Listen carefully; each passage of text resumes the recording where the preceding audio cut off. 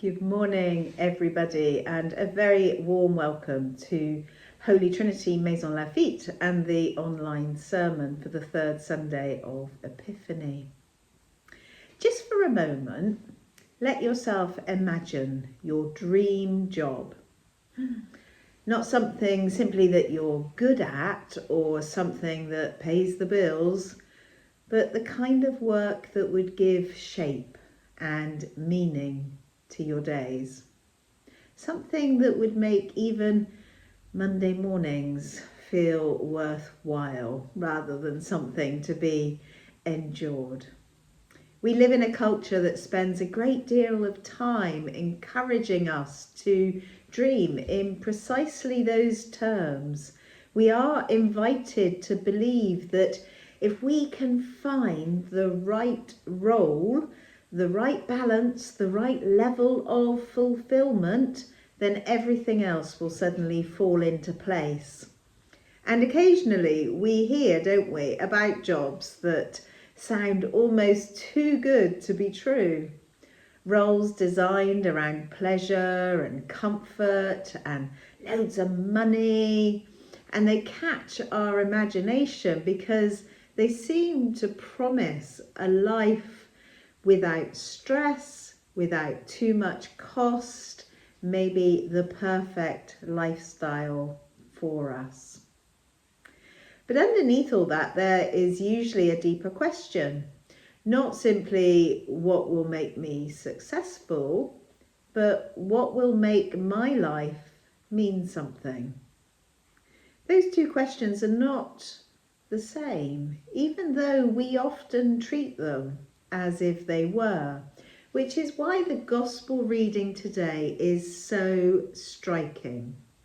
Jesus calls the first disciples and they say yes to following him immediately.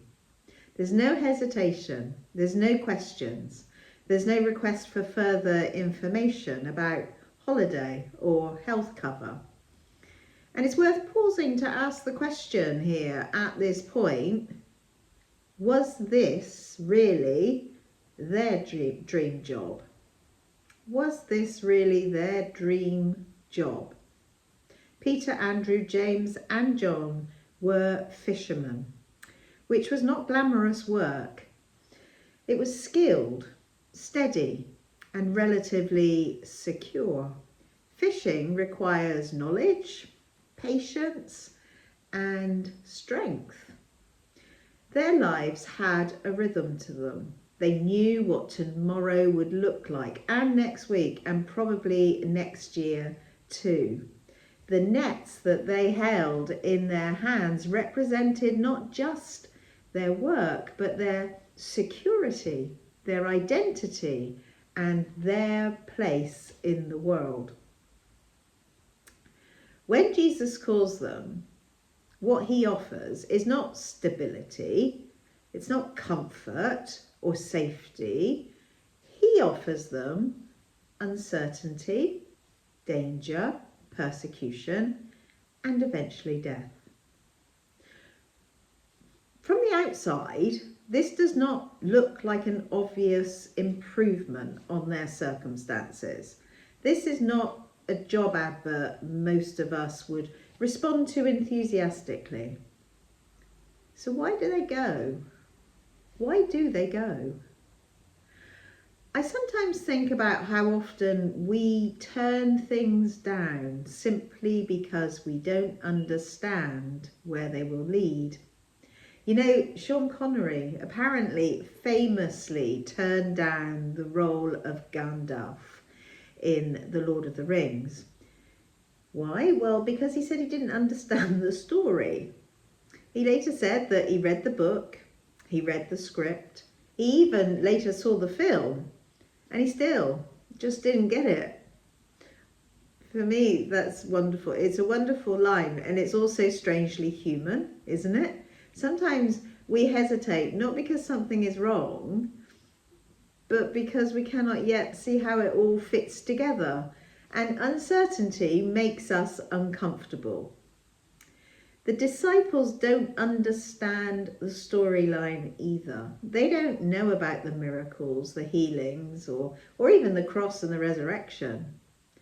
They don't know how costly this path is going to be for them.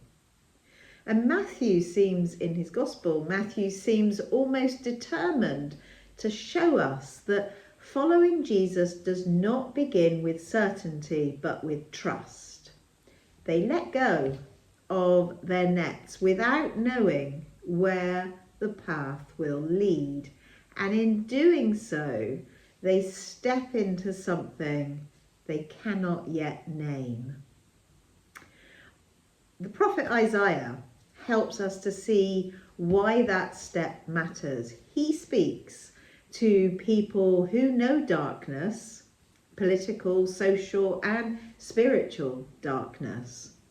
Nebulum and Naphtali were real places, real communities, people living under oppression and loss, accustomed to being on the margins and expecting very little. Isaiah does not minimize that reality or try to dress it up in some sort of spiritual language. He names the darkness that they are experiencing honestly. But he also dares to say that those who walk in darkness will see a great light, not because they have earned it or understood it, but because God has acted. Matthew tells us that this light now has a face.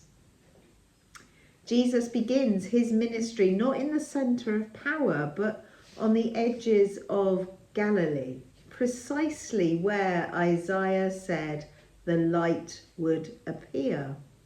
And the first thing this light does is not to explain itself, but it calls.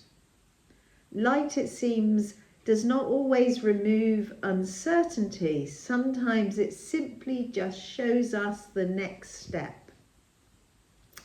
In John's Gospel, Jesus describes this call as an invitation to life in all its fullness, abundant life, life overflowing.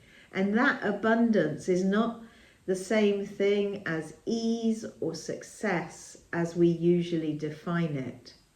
Most of us spend a good deal of time anxiously chasing security, achievement or recognition, and none of those things ever really tell us that we have arrived. There's always more to prove. There's always more to secure, more to protect. Meaning, on the other hand, works differently. It has more to do with belonging, with purpose, and knowing that your life fits into a story larger than yourself. When Jesus calls the fishermen, he is not simply offering them something to do, a new job. He is offering them a way of life shaped by life rather than fear, by trust rather than self-preservation. And this is where Paul's words to the Corinthians quietly come into view, because once people respond to that call, once they begin to live in the life, things don't suddenly become simple. Communities form, and yeah, we all know communities are complicated places. The Corinthians themselves, they're divided, they're pulling themselves apart over loyalties and identities. And Paul reminds them that Christ cannot be divided. To live in the light is not just a personal experience, it's also a shared one. Unity matters because division so easily draws us back into the shadows, back into isolation and self-protection. The nets in today's gospel are not just fishing equipment. They are symbols of security, identity, and control. And letting go of them is not reckless, but it is risky. It requires trust trust that the light is real and that the one who calls us knows where he is leading us, even when perhaps we don't yet understand the full story. So perhaps the question this gospel leaves us with today is not whether Jesus is offering us our dream job, but whether we are willing to trust him with our lives.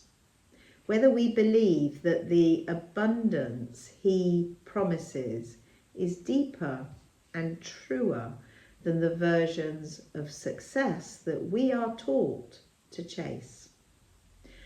And whether we are prepared when the moment comes to loosen our grip on the nets that we hold so tightly. If the gospel is asking anything of us this week, it may be simply to notice what is already in our hands. The nets that we carry are not necessarily bad things, and many of them have served us very well, but they can become heavy if we cling to them too tightly. So as you go about your ordinary days next week, your week, I wonder if you might just pay attention to the moments when your hands feel full next week. When you feel resistant, anxious or reluctant. And ask yourself gently, what is it that you're holding on to so tightly? It may be that this is simply a place for you to pause, to notice what you're holding, and to wonder what might happen if your hands were a little more open and you let go of those things that you've been holding on so tightly. What would it make room for?